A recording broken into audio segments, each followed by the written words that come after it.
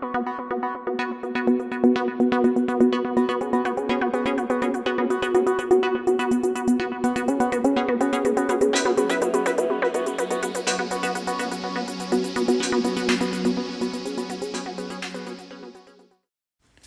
this is Vinnieart, former lead designer for McFarlane Toys, Diamond Select, Toy Biz.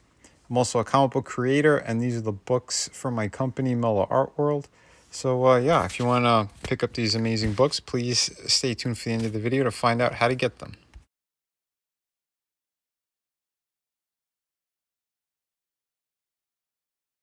So today we have the Target exclusive Marvel's Vulture from Spider-Man Homecoming, the Tom Holland Spider-Man movies.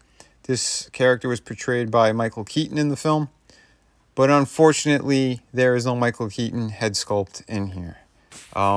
That's the only downside, I think, to this figure. I want to say around the time the movie came out is when they originally released this guy, and he was part of a Build-A-Wave figure. Although there are some major changes to this specific figure. It's not the exact one that we get from the Build-A-Wave figure that came out with the release of the movie. But we're going to go over that. We'll hit the pros and cons. But again, this is a Target exclusive. So yeah, we'll be breaking them open. And yeah, we'll go through everything for you, including what was kind of changed or what they did to the figure. So here he is out of the box, and his wings are so big I had to bend and fold them over so that he would actually fit on the rotating base and not topple over either, because the wingspan is bigger than my light box. So we're talking maybe 22 inches, I think, is the wingspan on this guy. But yeah, very impressive, very cool piece. And yeah, this guy, he's got more paint applications than when he was originally released, and some big changes as well. So I believe the legs are all new. He's got a new head sculpt. They added those extra arm pieces. So this thing is a lot more film accurate than when he was originally released. And yeah, so I think this thing was really cool. Again, he retails for about 40 bucks. And yeah, like I said, only place to get them is Target. So good luck hunting for these. I know it's not easy to get the store exclusives. They're usually a pain in the ass, but I was lucky and found them pretty quickly. Okay, so this is everything that he comes with. And yeah, we got to put together all of the wings and all that. But he also comes with this kind of the visor piece that you could see in the movie as well. But here's what his head looks like. So again, brand new sculpt, I think, and it's all more accurate. The hose that connects to the face and all that. But yeah, he had this pretty cool visor, and it clips on pretty easily. I'm kind of confused on why they didn't just have it glued on to begin with, but yeah, it locks in perfectly. It's not going to go anywhere. So yeah, that looks fantastic. Yeah, very cool. All right, so the arm pieces, these are new, and in order to put these on, you need to take the hands off. It just pops right off like that, and you slide them in, and the only connection point would be around the wrist. So yeah, you just pop the hands right back on. And he also has the parts that he holds in his hand. You know, I think it was like that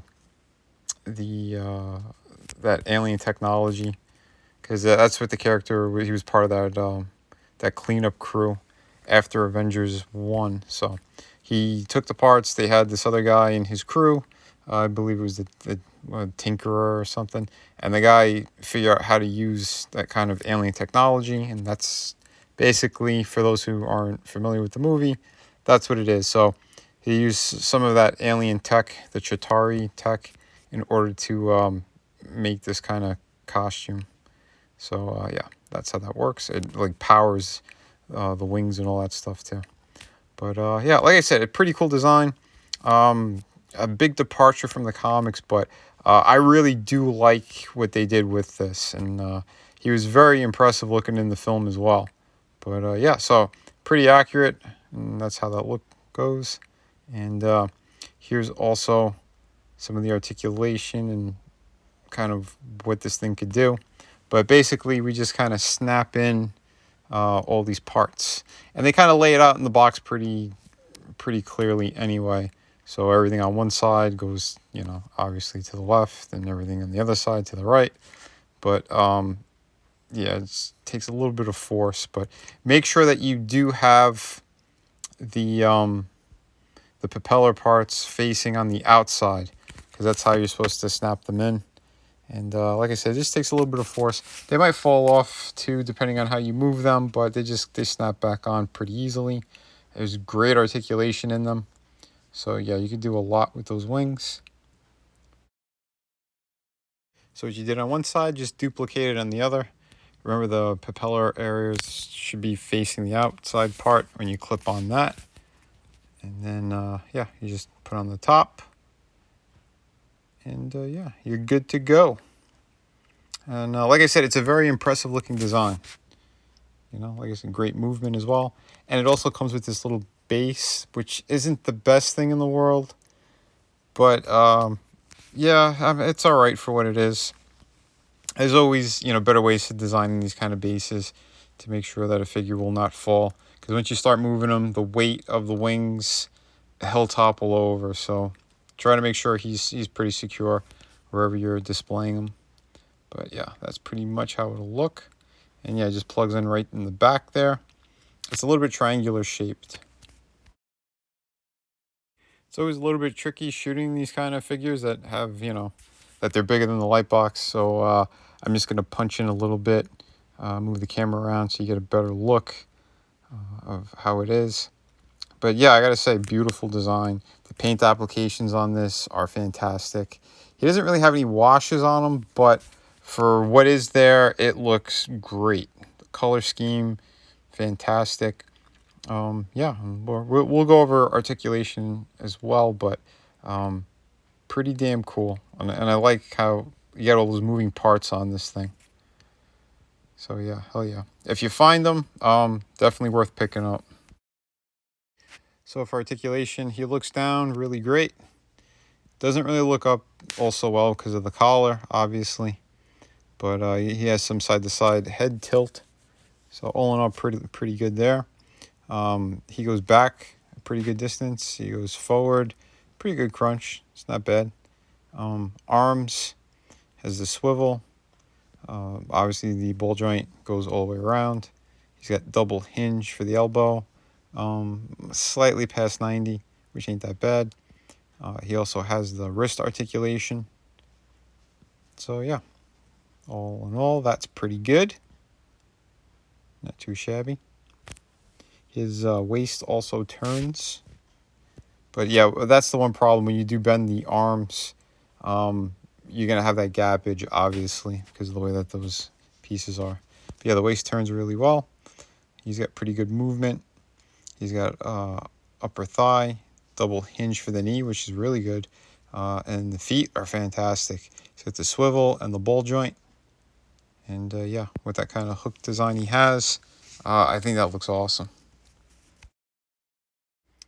And here is a better look at the costume and kind of like all the metal parts on him and stuff. Well, it's all plastic, but it's painted to be metal.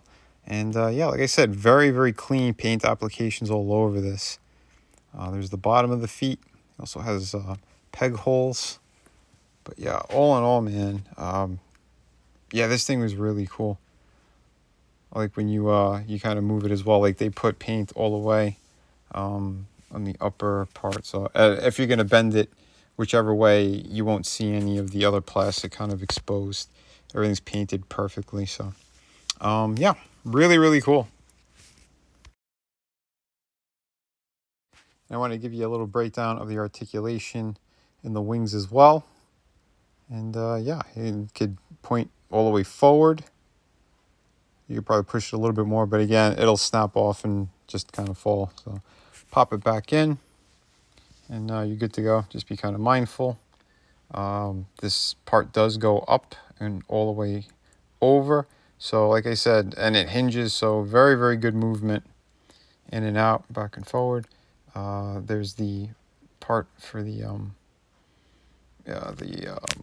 propeller area thing, whatever. It keeps them hovering. So yeah, you can fold it in and all that great stuff.